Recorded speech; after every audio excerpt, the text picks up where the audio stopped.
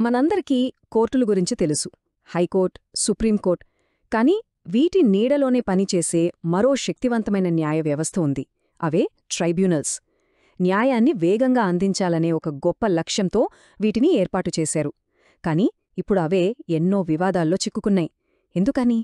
వాటి గురించే ఈరోజు మనం లోతుగా తెలుసుకుందాం. ఒక్కసారి ఆలోచించండి.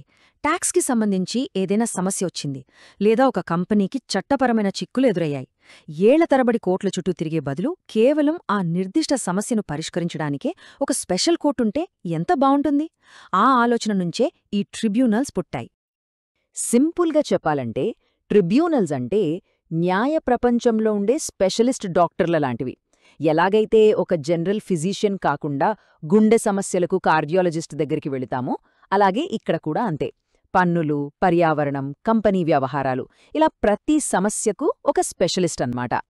సరే, మరి సాధారణ కోర్టులకి ట్రిబ్యునల్స్కి తేడా ఏంటి? చాలా తేడాలున్నాయి. కోర్టులు చాలా కఠినమైన చట్టపరమైన నియమాలను పాటిస్తాయి. కానీ ట్రిబ్యునల్స్ మరింత ఫ్లెక్సిబుల్గా, సహజ న్యాయ సూత్రాల ఆధారంగా పనిచేస్తాయి. దీని వెనుకున్న అసలు లక్ష్యం ఒక్కటే: కేసులను త్వరగా, తక్కువ ఖర్చుతో తేల్చేయాలి. అందుకే ఇక్కడ కేవలం జడ్జిలే కాదు, ఆయా రంగాల్లోని ఎక్స్పర్ట్స్ కూడా తీర్పులో భాగస్వాములవుతారు. అసలు ఈ స్పెషలిస్ట్ కోర్టుల అవసరమేమొచ్చింది? వాటి వెనకున్న హామీ ఏంటి? ఆ రోజుల్లో ఏ పెద్ద సమస్యకు పరిష్కారంగా వీటిని తీసుకొచ్చారో ఇప్పుడు చూద్దాం. నిజానికే ట్రిబ్యునల్స్ అనేవి బ్రిటీష్ కాలం నుంచే ఉన్నాయి. కాని వాటి అసలు కథ మొదలైంది 1976లో 42వ రాజ్యాంగ సవరణ ద్వారా ఆర్టికల్స్ 323A మరియు 323Bలను చేర్చారు. అప్పుడే వీటికి ఒక బలమైన రాజ్యాంగ పునాది పడింది. ఈ వ్యవస్థను ఏర్పాటు చేయడం వెనుక 3 ముఖ్యమైన ఆశయాలున్నాయి. మొదటిది వేగం, న్యాయం ఆలస్యం కాకూడదు. రెండవది నైపుణ్యం, క్లిష్టమైన విషయాల్లో నిపుణుల సలహాతో సరైన తీర్పు ఇవ్వాలి. ఇక మూడోది భారం తగ్గించడం, అప్పటికే లక్షల కేసులతో సతమతమవుతున్న మన కోర్టులకు కాస్త ఊరటనివ్వాలి. చూట్టానికి ఇదొక అద్భుతమైన పరిష్కారంలా కనిపించింది. ఉదాహరణకు, పర్యావరణాన్ని కాపాడ్డానికి మనకు నేషనల్ గ్రీన్ ట్రిబ్యునల్, అదే ఎన్జీటీ ఉంది. కంపెనీల వివాదాలు చూడ్డానికి నేషనల్ కంపెనీ లా ట్రిబ్యునల్, అంటే ఎన్సీఎల్టీ ఉంది. బ్యాంకులకు రావాల్సిన అప్పులు వసూలు చేయడానికి డెట్ రికవరీ ట్రిబ్యునల్స్, డిఆర్టీలు ఉన్నాయి. ఇలా ప్రతి అవసరానికి ఒక ట్రిబ్యునల్ అన్నమాట. కానీ కాగితం మీద ఉన్న ఆశయాలు గొప్పవే.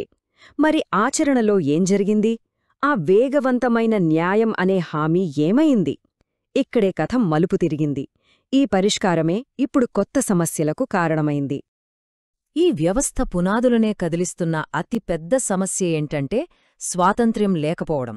నియామకాల నుంచి నిధుల వరకు ప్రతిదానికి ప్రభుత్వంపై ఆధారపడాల్సి వస్తోంది. మరి ప్రభుత్వ జోక్యం పెరిగినప్పుడు నిష్పాక్షికమైన న్యాయం ఎలా సాధ్యమవుతుంది? విచిత్రమేంటో తెలుసా? ఏ కోర్టుల భారాన్ని తగ్గించాలని ఈ ట్రిబ్యునల్స్ను తీసుకొచ్చారో ఇప్పుడు అవే ట్రిబ్యునల్స్ కేసుల భారంతో కుప్పకూలిపోతున్నాయి. సమస్య ఎంత తీవ్రంగా ఉందో చెప్పడానికి ఈ ఒక్క మాట చాలు: వేలల్లో పేరుకుపోయిన కేసులు. ఈ పరిస్థితిపై భారత మాజీ ప్రధాన న్యాయమూర్తి ఎన్వి రమణగారే స్వయంగా ఆందోళన వ్యక్తం చేశారు. వేగవంతమైన న్యాయం కోసం పుట్టిన ఒక వ్యవస్థే ఆలస్యానికి చిరునామగా మారడం కన్నా పెద్ద వైఫల్యం ఏముంటుంది? ఇక్కడే ఒక పెద్ద ప్రశ్న తలెత్తోంది. న్యాయాన్ని ఇలా ట్రిబ్యునలైజ్ చేయటం అంటే అన్ని కేసులను ఈ ట్రిబ్యునల్స్కు అప్పగించటం మన న్యాయ వ్యవస్థకు మేలు చేస్తుందా, లేక దాని ప్రాథమిక సూత్రాలనే దెబ్బతీస్తోందా? మరి ఈ సమస్యలకు పరిష్కారమే లేదా?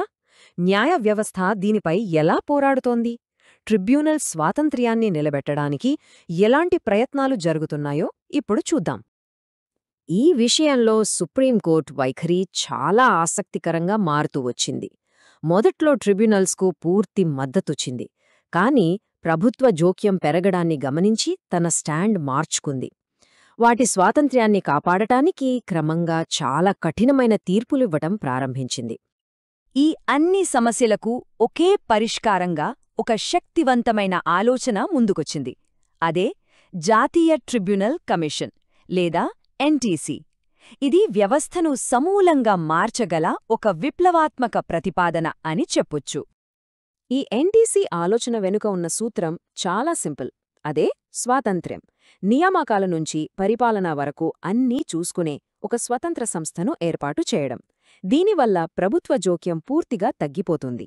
అప్పుడు పారదర్శకత పెరుగుతుంది, జవాబుదారీతనం వస్తుంది, మరియు ముఖ్యంగా న్యాయ ప్రక్రియ వేగవంతం అవుతుంది.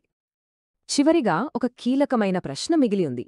ట్రిబ్యునల్స్ అనేవి మన న్యాయ వ్యవస్థలో ఒక సహజమైన పరిణామమా, లేక వేగం అనే దానికోసం న్యాయ సూత్రాలతోనే మనం రాజీపడుతున్నామా?